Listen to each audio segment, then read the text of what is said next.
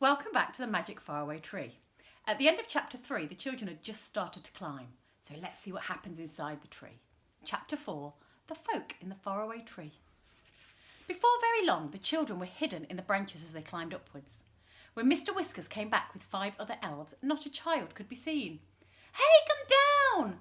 yelled the elves dancing round the tree. "You'll be captured or lost! This tree is dangerous!" Joe laughed and peered down. The faraway tree seemed to be growing acorns just where he was, so he picked one and threw it down. It hit Mr. Whiskers on the hat and he rushed away shouting, "Oh, something's hit me, something's hit me!" Then there was silence. "They've gone," said Joe, laughing again. "I expect they don't much like it when it rains acorns, the funny little things. Come on, girls." "This must be an oak tree if it grows acorns," said Beth as she climbed. But just as she said that, she stared in surprise at something nearby. It was a prickly chestnut case with hard nuts inside. "Good gracious," she said. "It's growing horse chestnuts just here. What a very peculiar tree." "Well, let's hope it will grow apples and pears higher up," said Franny with a giggle. "It's a most extraordinary tree." Soon they were quite high up. When Joe parted the leaves and tried to see out of the tree, he was amazed to find he was far higher than the tallest tree in the wood. He and the girls looked down on top of all the other trees, which looked like a broad green carpet below. Joe was higher up than the girls. Suddenly he gave a shout. "I say, girls, come up here by me quickly. I found something odd." Beth and Franny climbed quickly up. "Why, it's a window in the tree," said Beth in astonishment. They all peered inside. Suddenly the window was flung open and an angry little face looked out with a nightcap on. "Rude creatures!" shouted the angry little man, who looked like a pixie.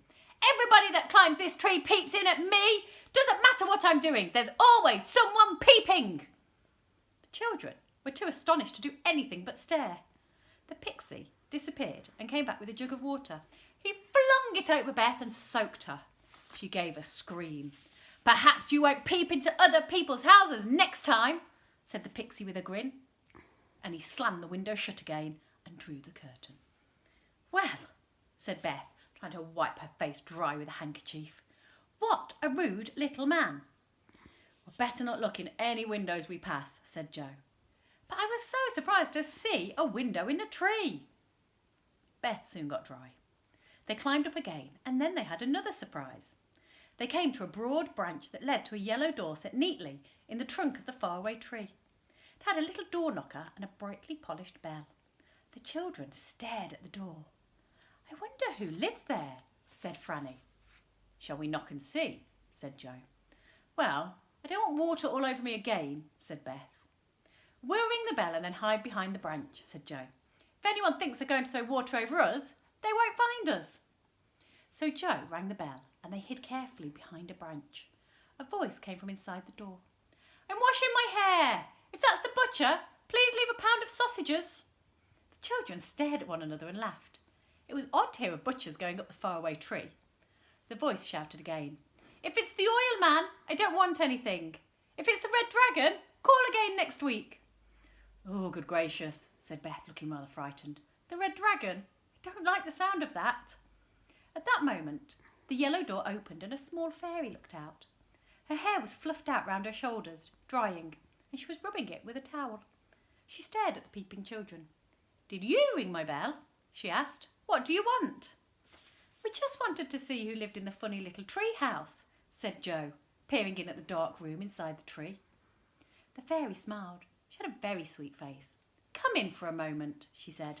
"My name is Silky, because of my silky hair. Where are you off to?" "We're climbing the faraway tree to see what's at the top," said Joe. "Be careful you don't find something horrid," said Silky, giving them each a chair in her dark little tree room. "Sometimes there are delightful places at the top of the tree, but sometimes strange lands too.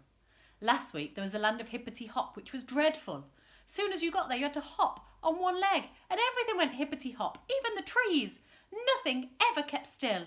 It was most tiring." "It does sound exciting," said Beth. "Where's our food, Joe? Let's ask Silky to have some with us." Silky was pleased. She sat there brushing her beautiful golden hair and ate sandwiches with them. She brought out a tin of pop cakes, which were lovely. As soon as you bit into them, they went pop. and you suddenly found your mouth filled with new honey from the middle of the little cakes. Franny took 7, one after the other, because she was rather greedy. Beth stopped her. "You'll go pop if you eat any more," she said. "Do a lot of people live in this tree?" asked Joe.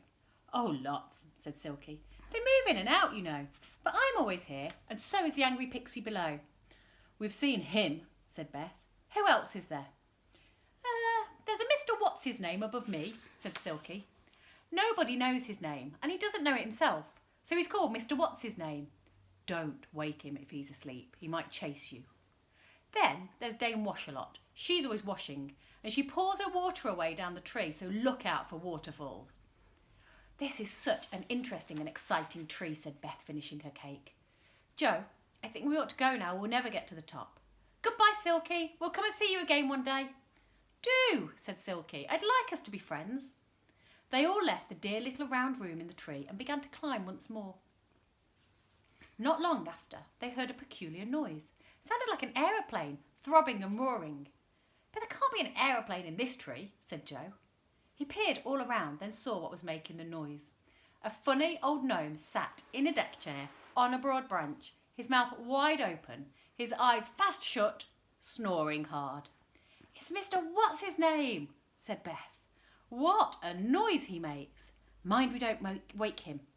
"Shall I put a cherry in his mouth and see what happens?" said Joe, who was always ready for mischief. The faraway tree was now growing cherries all around for a change, and there were plenty to pick. "No, Joe, no," said Beth. "You know what Silky said. He might chase us. I don't want to fall out of the faraway tree and bump down from bough to bough, even if you do." So they crept past old Mr. What's-his-name and went climbing up and up. For a long time, nothing happened except the wind blew in the tree. The children did not pass any more houses or windows in the tree. Then they heard another noise, a rather peculiar one. They listened. It sounded like a waterfall. Suddenly, Joe guessed what it was. "It's Dame Wash-a-lot throwing out her dirty water!" he yelled. "Look out, Beth! Look out, Franny!" Down the trunk of the tree poured a lot of blue soapy water. Joe dodged it. Franny slipped under a broad branch, but poor old Beth got splashed from head to foot. How she shouted. Joe and Franny had to lend her their handkerchiefs. "I'm so unlucky," sighed Beth. "That's twice I've been soaked today." Up they went again, passing more little doors and windows, but seeing no one else. At last they saw above them a vast white cloud. "Look," said Joe in amazement. "This cloud has a hole in it and the branches go up. I believe we're at the very top of the tree. Shall we creep through the cloud hole and see what's in the land above?" "Let's," cried Beth and Franny. So up they went.